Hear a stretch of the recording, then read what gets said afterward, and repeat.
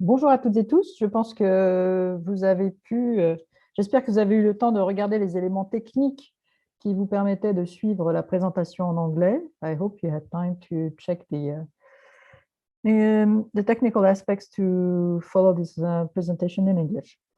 On va parler aujourd'hui de genre et de mobilité. Je m'appelle Chris Blas, je suis cofondatrice de Genre et Vie, l'anthropologue urbaine, et je vais co-animer cette session avec Salini Shaw, à qui je propose de se présenter. Hello and good afternoon, everybody. I'm going to be speaking in English this afternoon. If you want to follow the interpretation, I believe the button's on the bottom right of the screen. My name is Salini Shaw. I'm a London-based urban policy consultant, and I'm the program expert with URBACT, leading on gender equal cities. And I'm very happy to be here. Merci Sally. Alors, je vais partager mon écran. Vous y voici.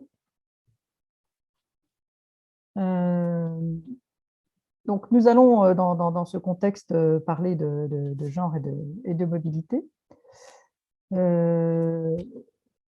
Alors, quels sont les challenges? Alors, j'ai fait ma présentation en anglais, donc ça nous permet d'avoir une double entrée s'il y a des problèmes de traduction. Donc, quels sont les challenges, les défis pour des mobilités plus inclusives? À travers nos différents travaux, nous avons relevé qu'il y avait un certain nombre de points clés qui sont des points discriminants et qui sont récurrents d'ailleurs, pas seulement en France, mais partout dans le monde. C'est pour ça qu'on les a listés de cette manière-là. La première chose, c'est que le transport, tout ce qui est mobilité, n'est pas neutre sur le plan du genre. C'est-à-dire qu'il existe de véritables inégalités. Si on prend la dichotomie femmes-hommes et qu'on réduit le genre à la dichotomie femmes-hommes, on va voir que les femmes, de par leurs rôles sociaux, encore une fois construits, ont des trajets plus courts, plus fréquents, alors que, et souvent près de chez elles, ou en tout cas avec beaucoup d'arrêts, et donc des complications pour se déplacer, qui demandent des solutions souvent multimodales, ou en tout cas qui vont freiner, dans bien des cas, leur mobilité. Là où les hommes ont des façons de se déplacer beaucoup plus pendulaires, souvent construites autour soit du travail, soit du loisir. De la même manière, les femmes aussi, toujours à cause de leur rôle normatif et de cette construction sociale, se retrouvent avec un certain nombre de fonctions qui, même si elles tendent à se partager un petit peu plus, restent quand même très majoritairement des rôles sociaux qui leur sont toujours, qui leur incombent encore. C'est-à-dire qu'on les voit pousser des poussettes, faire les courses, accompagner des personnes âgées ou un proche, se rendre à toutes sortes de rendez-vous pour s'occuper de questions sociales, par exemple, pour aller à la CAF ou pour résoudre un certain nombre de choses. Donc, c'est souvent elles qui gèrent les écoles ou ce type d'action. Donc, tout cela contribue à rendre leur parcours dans la ville assez difficile. Elles ont aussi, c'est un corollaire très important, on le sait, des conditions économiques plus faibles que les hommes. On sait, les salaires sont inégaux. Par ailleurs, les femmes sont souvent à la tête de familles monoparentales, ce qui rajoute aussi au fait qu'elles aient moins de capacités financières. Et donc, ça a aussi un impact. Si on se trouve dans un domaine rural, par exemple, eh bien, les femmes n'auront peut-être pas la voiture. S'il y a une seule voiture par couple, les femmes seront la variable d'ajustement, c'est-à-dire qu'elles vont de ce fait occuper des métiers qui vont être plus proches de chez elles, avec moins de possibilités. On voit que beaucoup de femmes vont être nounous ou faire ce type de métier dans les campagnes. Donc, ce sont des points importants.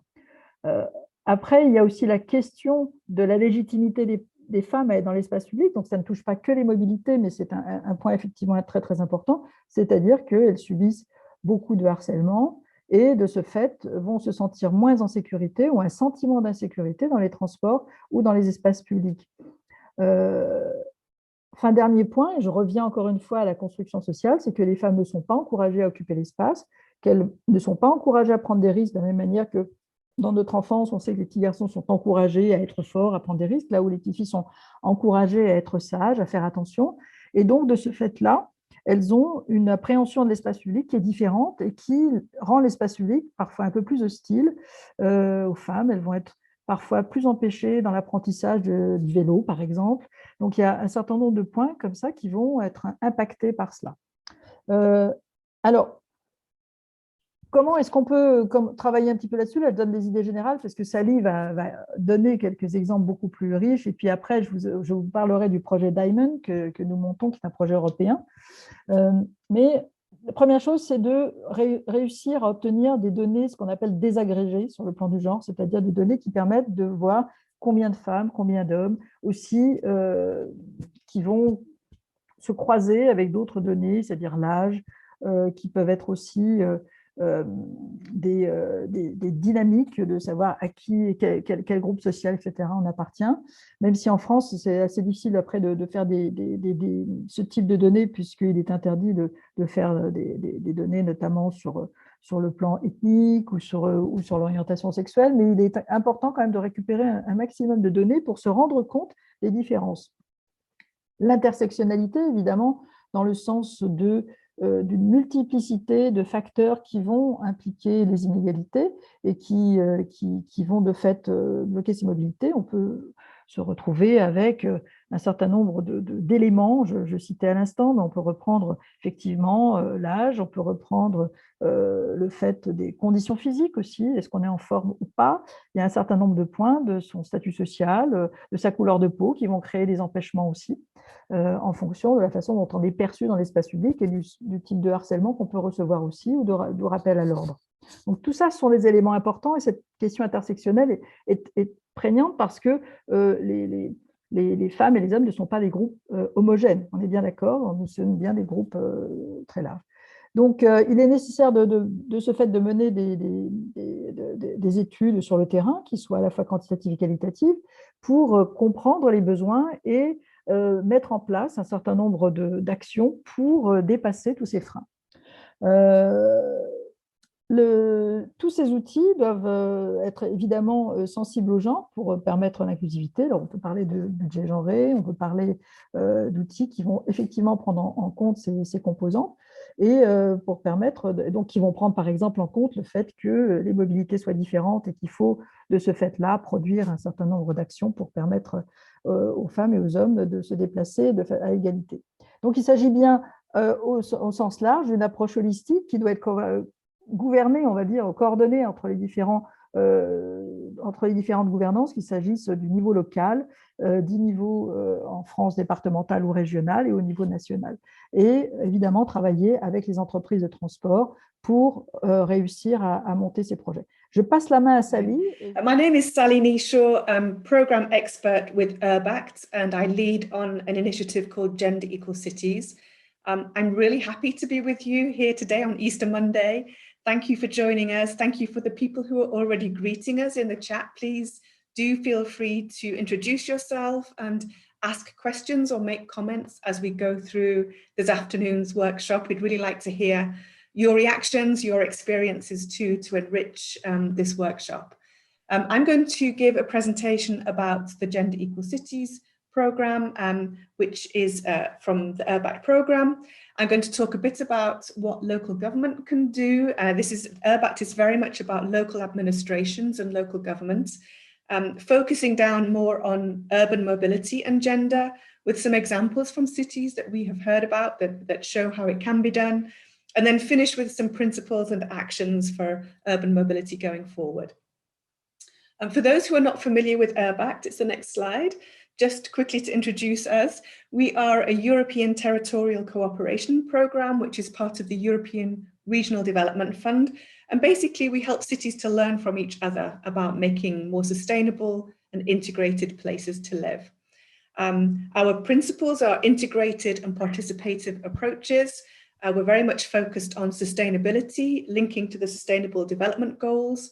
And the way that we do this is connecting cities through transnational exchange and learning, but also building capacity and producing new knowledge for urban policymakers. And that was what we did with gender. So why did we start an initiative on gender equal cities? Basically because we all see that inequality is persistent. In spite of the progress made in the last decades, we can see from these graphics, we have a very low percentage of female leaders at European level in cities. It's currently 17% of mayors or council leaders are women, in spite of being 52% of the population. The pay gap is pretty persistent, around 16% less women are paid, 16% on average less than men. There are less women who are entrepreneurs and running startups. And you can see from the final graphic there that we're going to talk about in a lot more detail this afternoon, there are real differences in the way that women move around and interact with the city. So we need to do more. And the report is about, our work was about trying to do that. We're doing it at local government level because it's the level of government that's closest to citizens. And we know that the space and design and services that local government control can have a real impact on everyday lives. I mean, we're very conscious that there are lots of national frameworks for equality, and of course the international frameworks like the UN Sustainable Development Goals, but at local level a lot can be done, and we wanted to shine a light on that.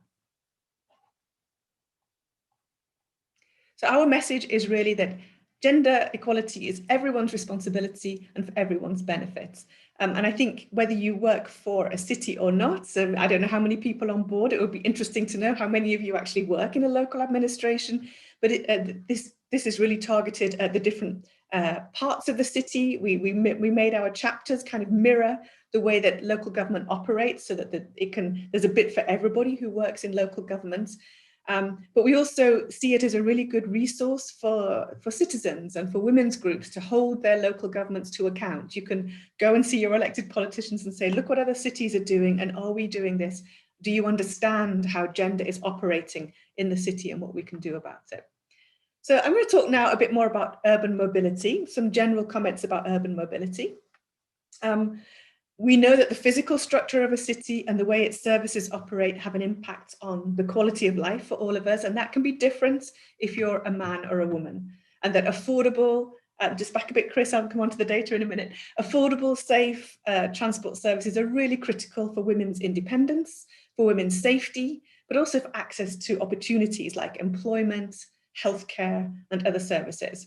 But we also know that sometimes and quite often smart mobility doesn't necessarily serve women users. We're neither a minority nor a market niche. We're half the population, and actually women often have a lot of influence over the mobility choices of others in families too. So at the moment, urban mobility too often reflects inequality between men and women. And women and men use transport and local transport in different ways, which Chris and I will both talk about, I think. So first, next slide. I'm going to show some slides from some really good research. I'm sorry the screen's a little small here, but we can make sure you have access to this. This is a green paper that was produced by an organization called Ramboll. They did some research across 7 capital cities and did some great infographics about some of the differences in the way that women and men use transport. So first of all, we've got differences here in modes, that women walk more than men, women using public transport more than men, and men tend to be making longer trips in cars. So next slide is about trip differences. You can see that this is all, of course, generalized. It's a piece of research that looked at quite serious data across 7 cities, but men tend to take one trip from A to B that might be longer, and women tend to have multi-trip patterns, which are more complex because they link to, as Chris said, the social norms that are around women as caregivers. So with children, looking after elderly people, as care workers in the sort of service system. So women are making often more trips, more complex trip chains in the city system, and using different modes to do that. The next one is about the differences that people have in terms of experience. It's clear that women, generally more than men, think about safety and think about harassment and think about the timing of their trip. More goes into thinking about the planning of their trips. And the final kind of structural difference is, of course, economic, that Chris already mentioned too. And that's the differences in the workforce, that women, generally speaking, earn less than men, are more likely to work part-time, and are more likely to be combining their work with other caregiving roles, for instance, more likely to be taking up parental leave, and that all has an impact on how they move around in a transport system. So these systems we need to get better at. We see that we're sort of faced with some dual challenges here, which is, one is a lack of awareness about the links between gender and mobility, combined with a lack of knowledge about what to do about that and how to implement change in transport planning. So now I'm going to give you some examples from the cities that we have looked at through the Gender Equal Cities initiative. And these are European cities by and large. First stop has to be Vienna, which has been called the godmother of gender mainstreaming, and is, for me, a lighthouse for all of us, partly because they've had a women's unit since 1981. And this shows what can happen if you have a unit within a city administration that consistently works on gender, collects the data that we need, and implements across different departments. And I think what the case in Vienna has done particularly is to connect mobility with planning, to urban planning. These images that you can see on the screen are from a visit we made, where Chris came along to Vienna to hear about how they have redesigned some of their public space with a gender lens, thought about the images of women, for instance, in the icons on public transport you can see there, and they've produced some very good documentation to share their learning. For instance, the gender mainstreaming document that you can see on the screen. I can give you the links to that. But in terms of mobility, way back in 1999, Viennese officials closed a really important data gap by asking the citizens of a district to complete a questionnaire on how they were using public transport. And they found that most of the men finished the questionnaire quickly, whereas the women couldn't stop writing. And it showed this difference, that men tend to be using either a car or public transport maybe twice a day to commute, whereas women were using lots of different modes with long sort of strings of trips centered around their home, where they're combining paid work, care, shopping, and errands. And that public transport actually wasn't geared up for this style of travel, and it was eating into women's time and productivity, and also costing more because the fare structures didn't reflect that. And they used this knowledge to think about, that's it, Vienna still. They used this knowledge to think about urban planning and to reduce the amount of time that women would need to travel, first of all. So they created a new neighborhood called Frauenwerkstatt, and it was a project to build large and subsidized housing developments focused on the needs of women. So it included play spaces, a nursery, a doctor, a pharmacist, workplaces. So this concept of the 15-minute city, which is getting much more popular and prevalent, partly to do with the pandemic, actually, a city of short distances, which helps to support complex demands characterized by our lives at different phases of our lives, and reduces the need to travel, as well as making travel more accessible.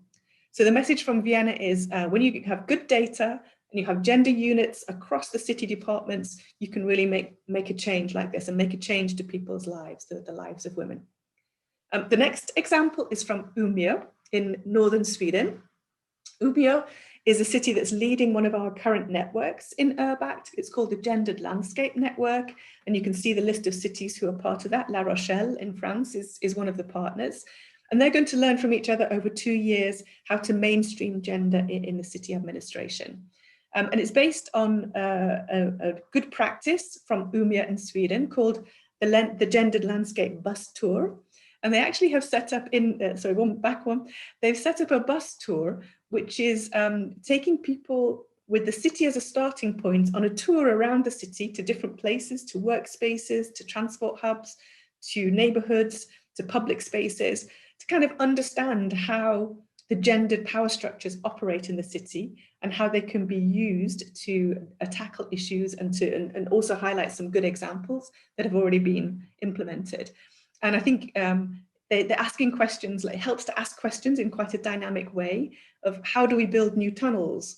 Where do we make new playgrounds and meeting places?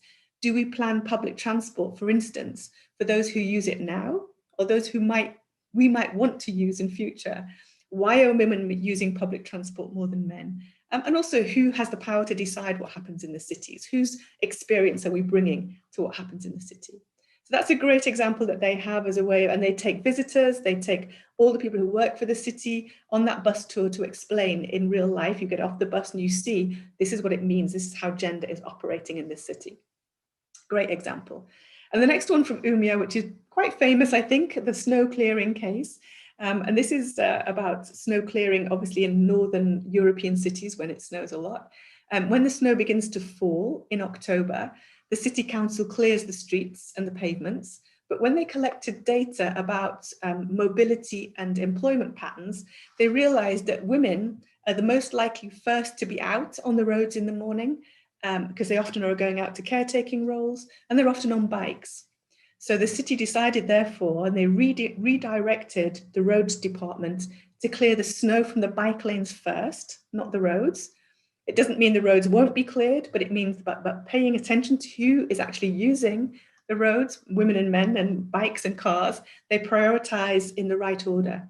And that's a great example of using that data to create the right kind of action. When you understand the city and you have gender disaggregated data, you can make these kind of changes to your system. And the last example I want to show is from London. And this is more about the images of women that we see as we move around in a transport system in the city. In 2018, we celebrated 100 years of women's suffrage in the UK. And the Mayor of London did a big campaign across various different sectors. And one of this was a campaign using only artwork by women on London's public transport system, including on the Underground, to inspire others. And they also commissioned some research to ask women, particularly women of colour, if they felt represented by what they could see when they were moving around the city in advertising.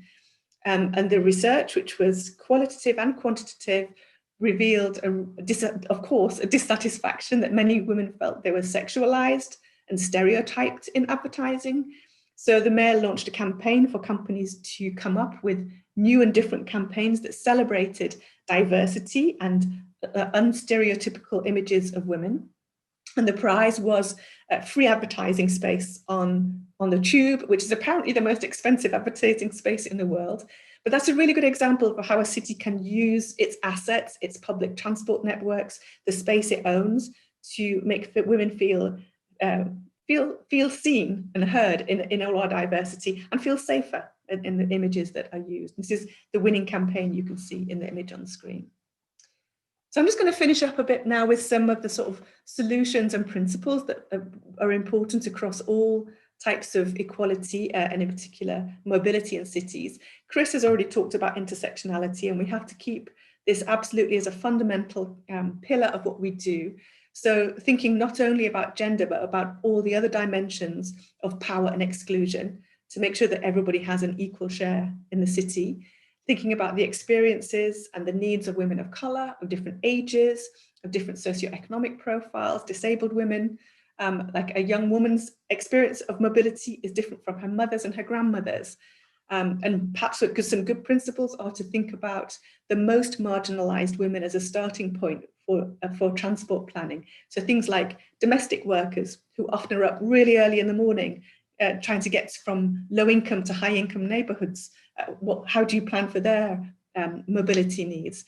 Think about language skills, about experiences of racism and xenophobia when people are traveling around and you get fear-based navigation of a transport system. How much do we know about that when we're thinking about our planning of mobility?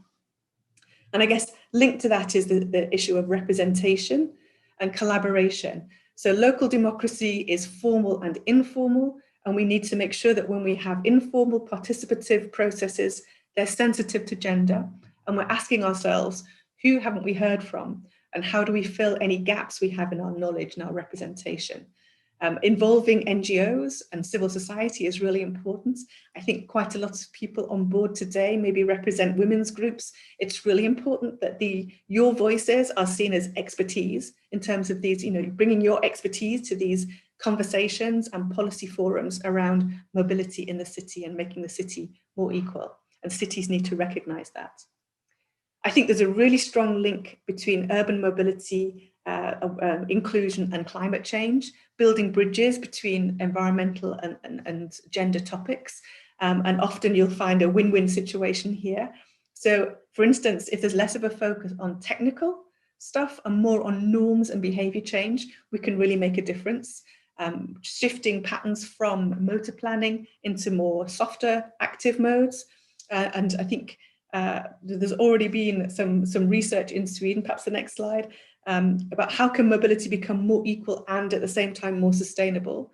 So for instance, we could reduce emissions by 22% if men traveled in the same way as women.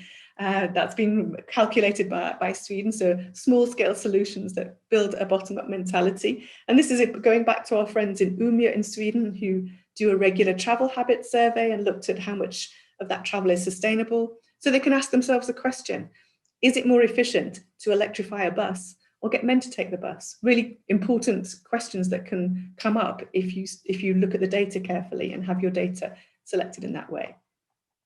So really my final point is, please look at the Gender Equal Cities report.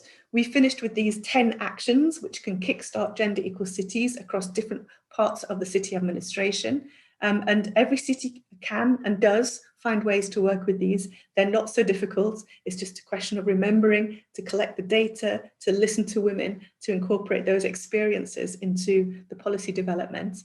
I would urge you to use this as a map for action and talk to your local elected representatives about what they can do.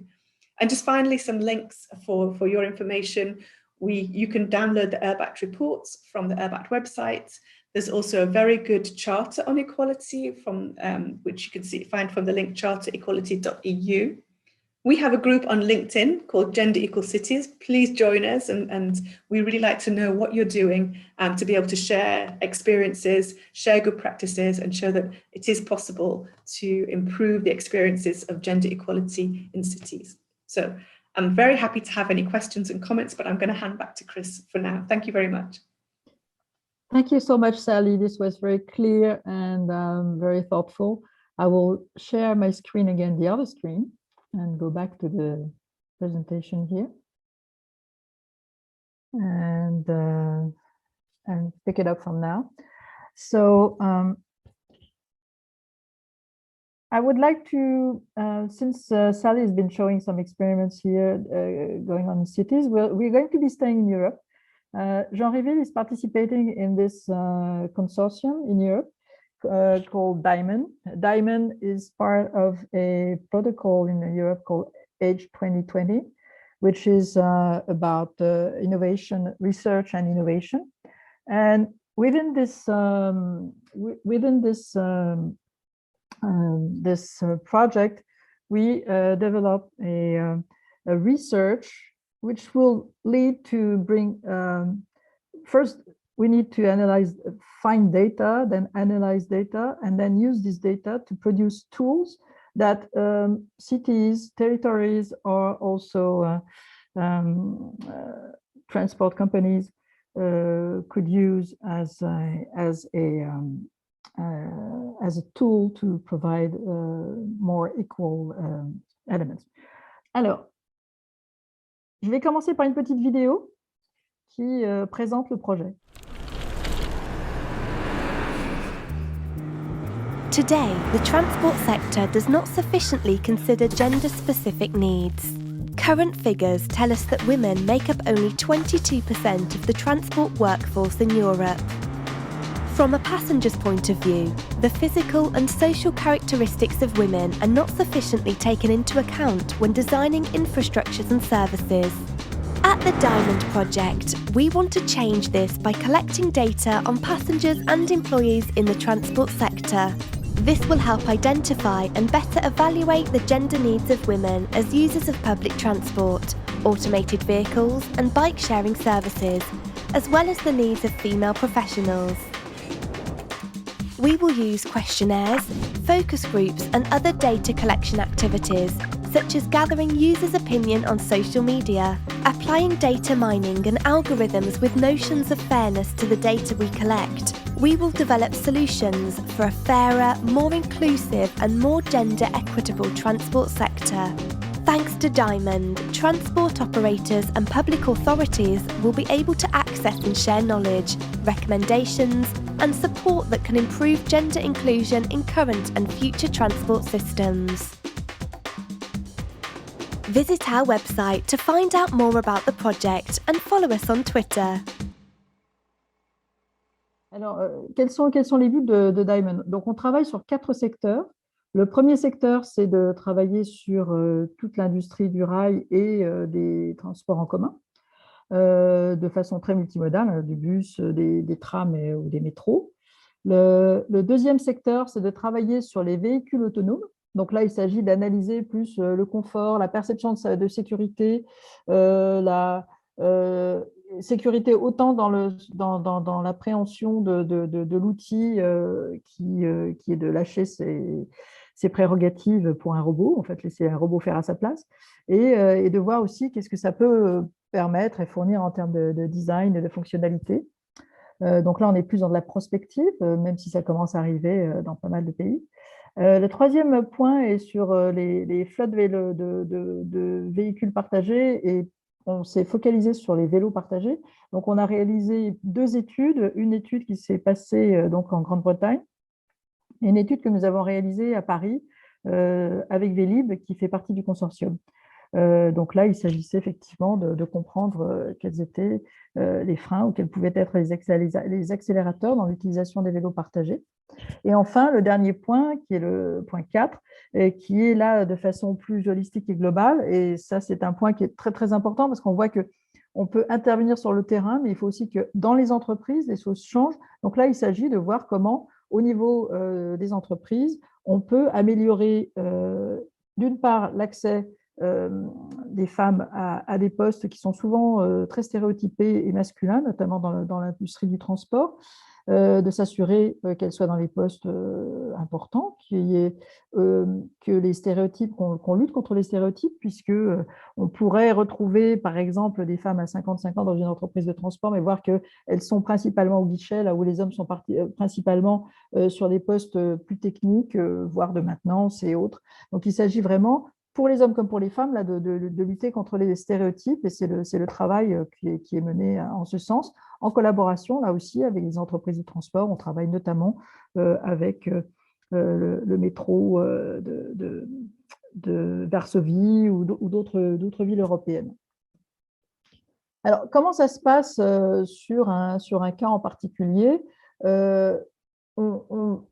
On utilise toutes les données que l'on trouve et ensuite on les classe de façon à montrer quels sont les facteurs qui vont être les plus importants. Si on prend le cas du vélo partagé, par exemple, on a défini qu'il y avait, attendez, j'enlève parce que j'ai une petite fenêtre qui est au milieu là, qu'on avait un certain nombre de points. Les points qui sont ressortis en premier, c'était les questions d'accessibilité et de spontanéité, c'est-à-dire est-ce que je peux trouver un vélo facilement? Est-ce que le vélo sera en bon état? Est-ce que je pourrais le restituer facilement? Est-ce que ça va être compliqué de m'inscrire, etc., etc. Donc, on voit la notion de la facilité d'accès. Les deuxièmes points qui étaient autour de la sécurité au sens sécurité pour rouler et sécurité par rapport au harcèlement potentiel. Donc là, on voit que, et on a vu à travers les études, puisque c'est Jean Réville qui a mené l'étude avec Vélib sur la France, que les femmes pratiquaient peut-être moins le vélo, mais par le biais des flottes de véhicules partagés, s'engageaient plus facilement à faire du vélo parce qu'elles pouvaient tester. Et par ailleurs, on a eu un effet positif du Covid, si on peut le citer, parce que le Covid nous met beaucoup d'entraves. Il y a eu un effet positif qui a fait que les infrastructures se sont développées et qu'à travers ces infrastructures, comme les pistes qu'on appelle les pistes Covid d'ailleurs, qui étaient dans un premier temps temporaires et qui aujourd'hui se pérennisent, les usagers en général, les usagères en particulier, ont trouvé qu'il était beaucoup plus facile de faire du vélo, même s'il y a eu la contrepartie de ça qui fait que les pistes de vélo, les pistes cyclables sont extrêmement empruntées, voire deviennent à nouveau très, très encombrées, donc ce qui montre bien qu'il y a une appétence pour ce type de transport. Les femmes, sur le plan sécurité, ensuite, trouvent qu'il est plus facile d'être à vélo qu'à pied pour éviter le harcèlement. On peut même se permettre de riposter à un harceleur tout en sachant qu'on peut partir rapidement. Donc, ce sont autant d'éléments où les femmes ont dit aussi qu'elles préféraient, par exemple, utiliser un vélo pour rentrer le soir plutôt que de prendre le métro ou un transport en commun ou de rentrer à pied. Donc, on voit que à travers cette étude, on a relevé un certain nombre de choses. Il y a aussi, donc, troisième point, des contraintes sociales. Les contraintes sociales, elles peuvent être des contraintes socioculturelles avec des cultures pour lesquelles il est plus difficile de faire du vélo pour des femmes qui vont se retrouver plus empêchées.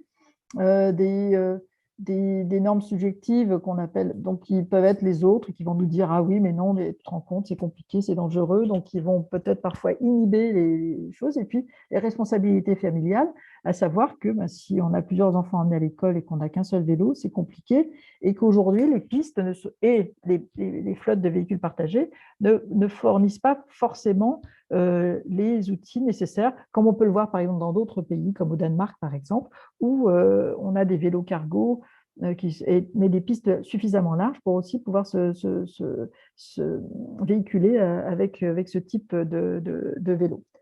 Et puis enfin, les derniers points qui peuvent être liés à la topographie ou le climat. Par exemple, si vous habitez en France, à Paris, et que vous êtes dans le 20e arrondissement ou dans le 19e arrondissement, vous trouverez rarement des vélos parce qu'ils descendent mais ne remontent pas spontanément. Voilà pour les points. Après, qu'est-ce qu'on a utilisé comme outil là, pour le cas, par exemple, du cas numéro 1 ou du cas numéro 3, c'est-à-dire pour les transports en commun ou pour les flottes de véhicules partagés?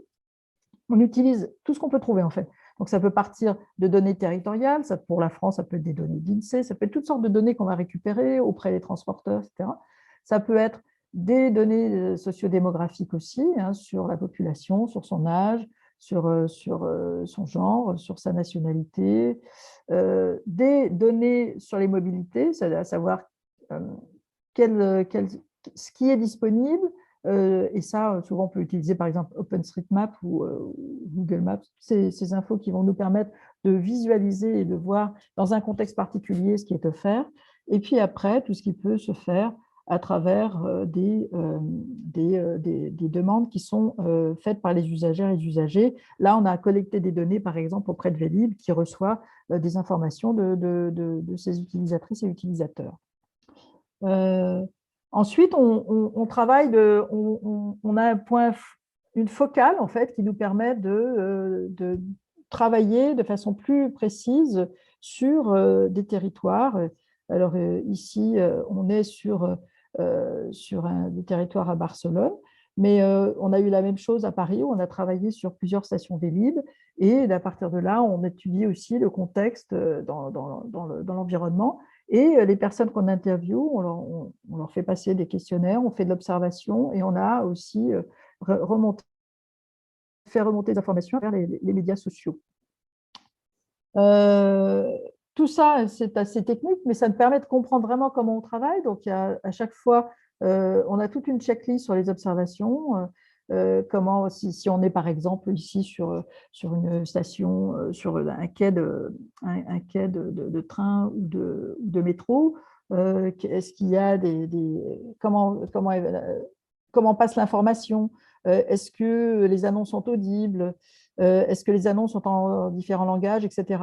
Est-ce qu'il y a assez d'ascenseurs ou d'escalators de façon à pouvoir voyager quand on a des valises, quand on pousse une poussette, quand on accompagne une personne âgée, par exemple. Voilà, un ensemble de questions qu'on a développées. C'était très compliqué parce qu'il ne fallait pas en demander trop, mais en même temps, on avait besoin de descendre de façon assez fine, de façon à ce qu'ensuite, on puisse développer des outils. Donc voilà quelques exemples de questionnaires qu'on pouvait faire. Je ne vais pas m'attarder sur cette partie-là. Ça, par contre, j'aime beaucoup cette différence, et on voit bien, encore une fois, à quel point on a besoin de faire aujourd'hui de la sensibilisation et de l'acculturation à la question de genre et la question des inégalités. Quand on a fait les questionnaires, quand on a relevé les hashtags ensuite et qu'on a fait des nuages de mots à travers ce que les femmes et les hommes ont pu prononcer le plus, et si on regarde l'image de gauche où on voit la différence de ce que les hommes ont pu dire, alors ils étaient très focalisés, alors on est au moment des élections en plus, sur Anne Hidalgo, sur le confinement, sur le coronavirus, sur Paris, Vélib en gros, parce que Vélib avait du mal à fournir en plus sur Vélib-Gate, les municipales de 2020, etc. On voit qu'ils sont très finalement une focale plus politique d'une certaine façon, hein, avec tout un discours autour d'Anne Hidalgo, de Macron, etc. Et puis, quand on regarde la partie de droite, on voit que les femmes étaient sur d'autres valeurs de lutte féministe, d'avoir des besoins de vélo pour aller travailler, qui ont évoqué les grèves aussi, qui ont évoqué la créativité, qui ont évoqué la difficulté parfois de trouver un vélo, hein, la course au Vélib, parce que ça s'appelait la course au Vélib. Il y avait un ensemble d'éléments comme ça qui montrent qu'il y a de réelles différences de perception et de volonté et de désir entre des usagères et des usagers. Alors, ce qui nous attend dans les semaines et dans les mois qui viennent, c'est de finaliser toutes ces informations. Donc, on a bien tout en haut en bleu toutes les informations qu'on a collectées. Nous sommes maintenant rentrés dans la phase d'analyse de ces données. Donc, on est en train à travers différentes métriques, de croiser ces données et de les rentrer, de les organiser de façon à ce qu'après elles puissent nous être utiles. On a travaillé aussi beaucoup sur la notion de fairness, hein, c'est-à-dire d'équité. Et donc, on a essayé de développer des sortes de hiérarchies entre ce qui pourrait être plus prégnant ou ce qui était moins important en termes de caractéristiques. Et puis, ensuite, on est en train, la prochaine étape va être de générer un modèle, une sorte de mesure. Alors, c'est toujours compliqué de rentrer toutes ces données qui sont des données sociologiques, hein, donc qui peuvent être spécifiques à certains territoires. Mais ce logiciel aura précisément, et c'est pour ça qu'on l'a appelé Diamond, c'est-à-dire c'est un tétraède, hein, il a multiples facettes, et l'idée est de faire en sorte qu'on puisse l'adapter et qu'on puisse offrir des solutions qui soient au plus près, c'est-à-dire qu'ils puissent prendre en compte la complexité de façon à avoir une boîte à outils de diagnostic et aussi de recommandations, d'aide à la décision pour permettre de mettre cette connaissance à disposition. Voilà, donc je termine là-dessus. Donc vous voyez qu'on est un certain nombre d'actrices et d'acteurs sur ce projet, autant des universités que des entreprises de transport ou d'organisations sociales aussi, ou comme Jean Réville, spécialiste du genre, par exemple. Je vais m'arrêter là, ce qui nous laisse normalement un quart d'heure. Je ne sais pas s'il y a des questions, mais je vais arrêter ce partage et regarder ce que nous pouvons avoir en termes de questions. Hi, I could jump in and answer a couple of questions that came in whilst you were talking, Chris, if that's okay.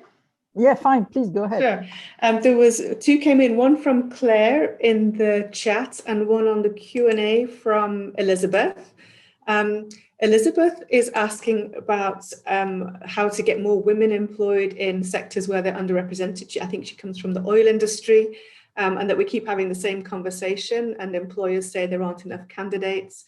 And I agree, this is a tricky problem, this sort of labour market segregation and getting girls and women to work in STEM, in engineering, in infrastructure.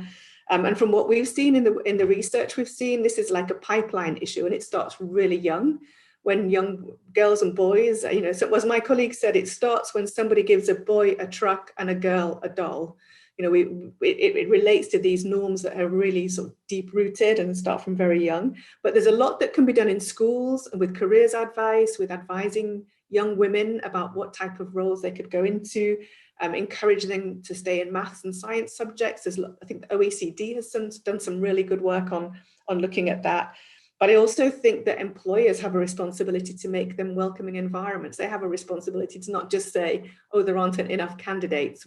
Let's see how they profile themselves as a company and how they, there's lots of good research on how to bring women into those sectors if it can be used.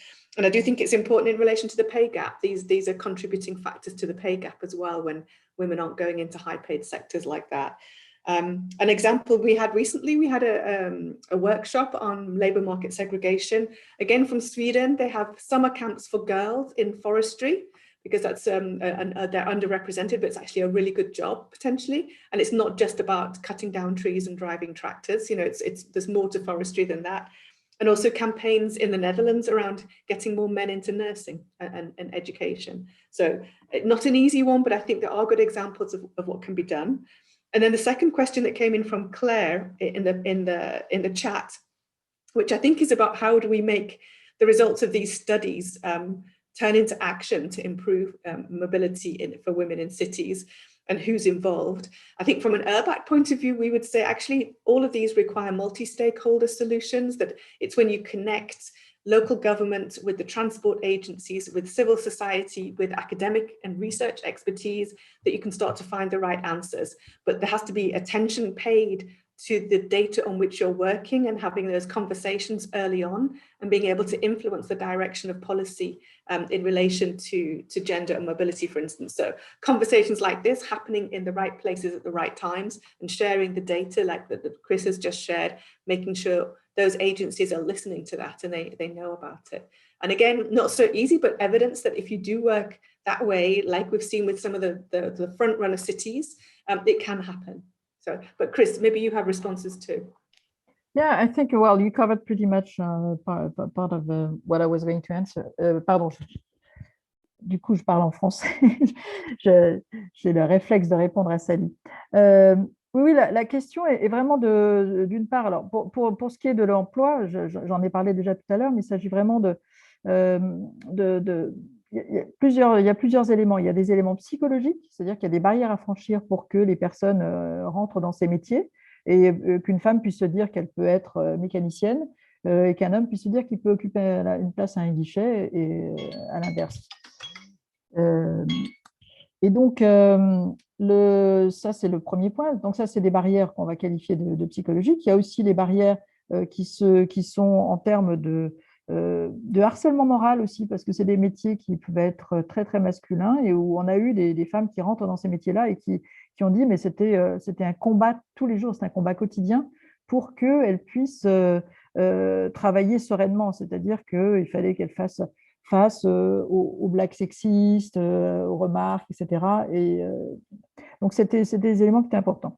Et après, il y a les éléments effectivement factuels de parité qu'il faut réussir à instituer, d'ouvrir des postes pour les femmes. Je vois que c'est Kadimani qui a parlé effectivement d'ouvrir des postes dans les milieux masculins.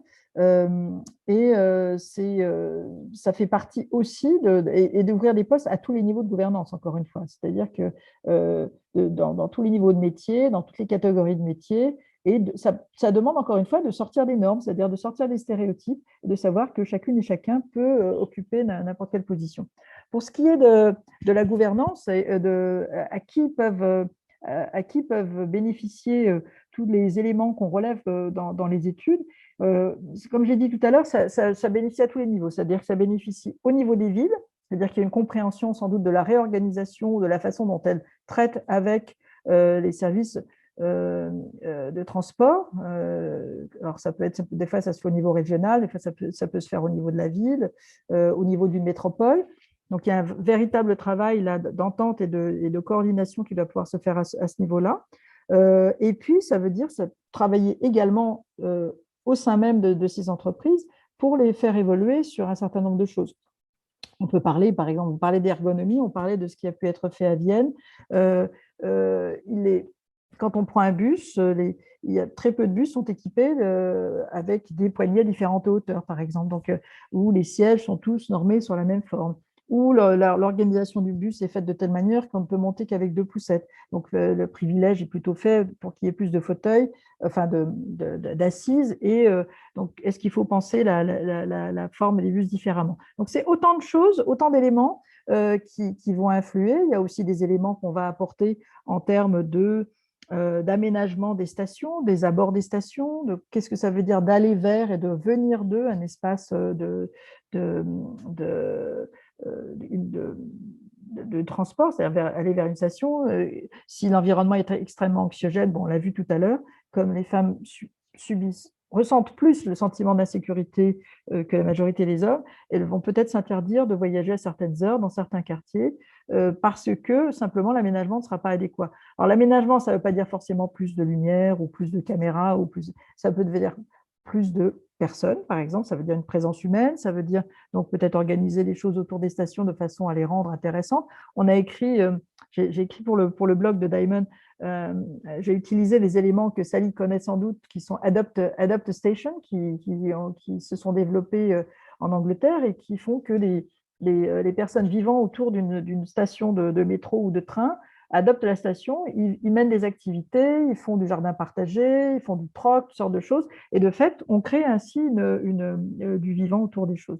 Donc voilà un certain nombre d'éléments que je peux contribuer et qui émanent de nos recherches et qu'ensuite on peut partager avec des personnes. Je citerai un autre exemple. On a travaillé avec le département de l'Hérault pour parler, parce qu'on parle beaucoup des villes, mais il y a aussi les campagnes. Le département de l'Hérault développe depuis assez longtemps maintenant et est devenu assez pionnier dans la mise en place de parking pour les voitures en partage, hein, pour les personnes qui font du covoiturage. Mais par contre, il ne faisait que de la voirie, c'est-à-dire qu'il faisait créer un parking, créer un site, donc avec une entrée, une sortie, et puis un panneau pour indiquer que c'était un parking de covoiturage. Et donc, on a fait tout un atelier pour imaginer ce qu'on pourrait faire d'autre sur ces parkings. Est-ce que ces parkings pourraient être aussi ailleurs? C'est-à-dire qu'aujourd'hui, les parkings sont souvent situés aux abords d'une entrée d'autoroute, mais qu'en est-il des personnes qui n'ont pas de voiture? Comment peuvent-ils aller en covoiturage s'il faut déjà se rendre au bord de l'autoroute? Il s'en est plus facile, par exemple, d'utiliser la place de la mairie dans le centre du village ou d'autres espaces qui sont disponibles.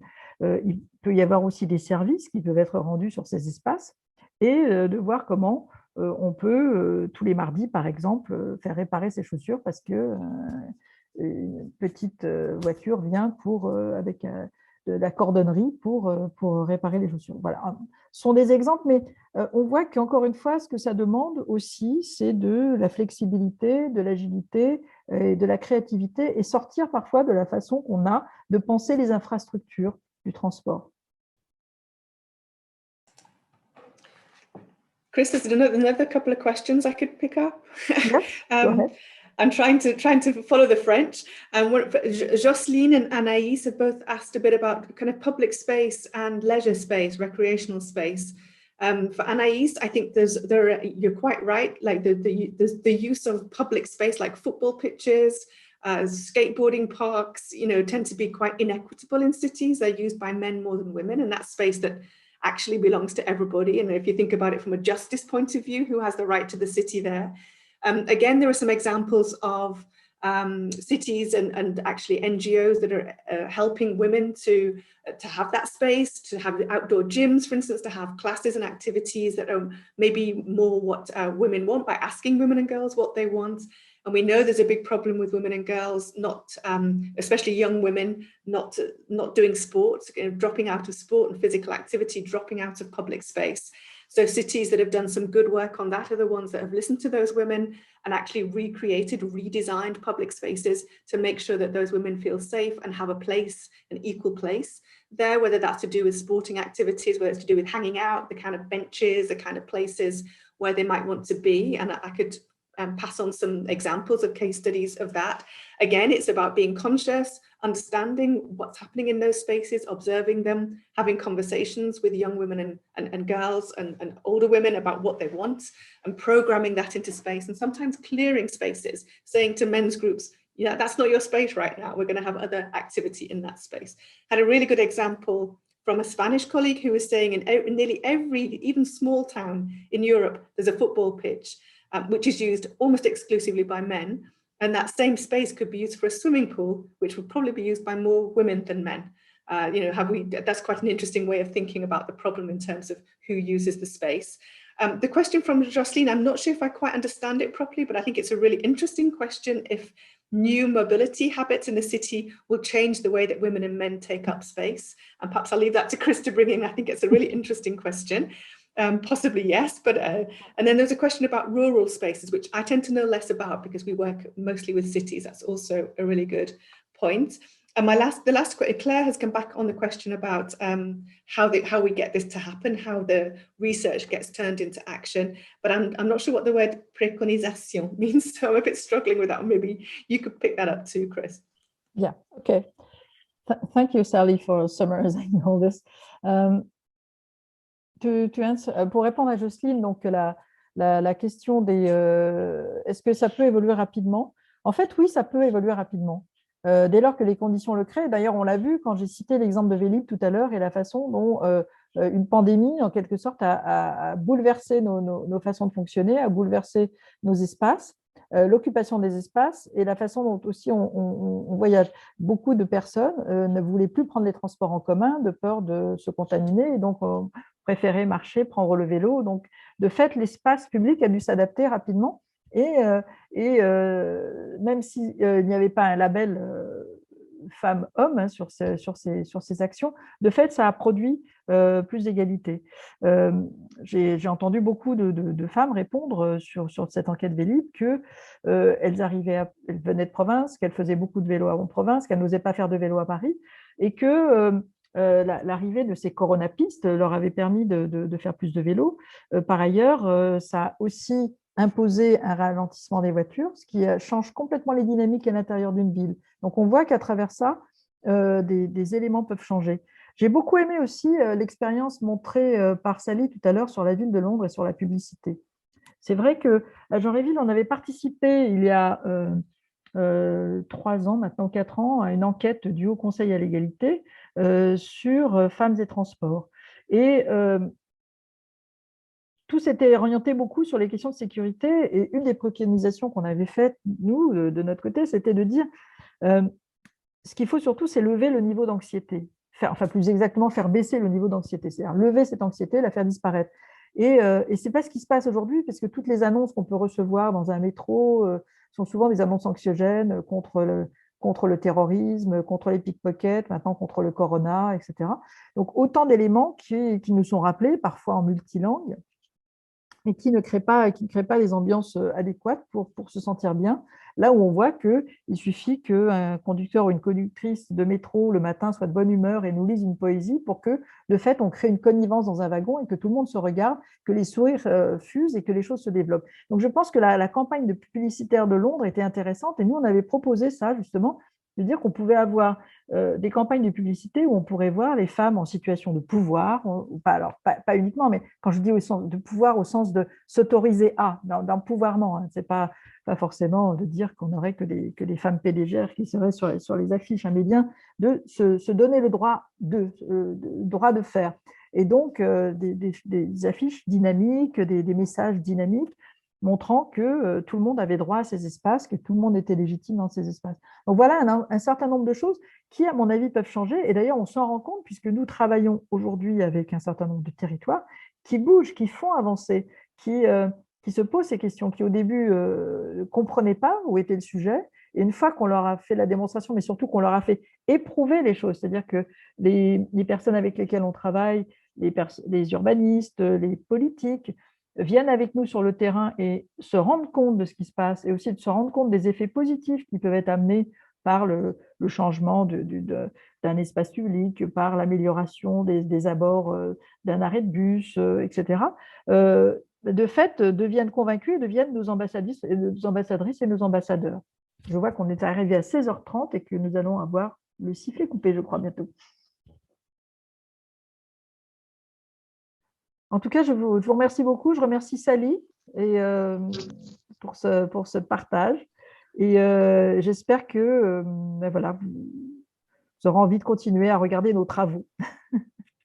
Thank you, Chris. Thank you for having me join. It's been a great conversation. I've been trying to follow on the chat. Really good stuff. Thank you. Merci la clé. Merci à toutes et à tous. Merci à cette organisation magnifique. Merci à la traduction.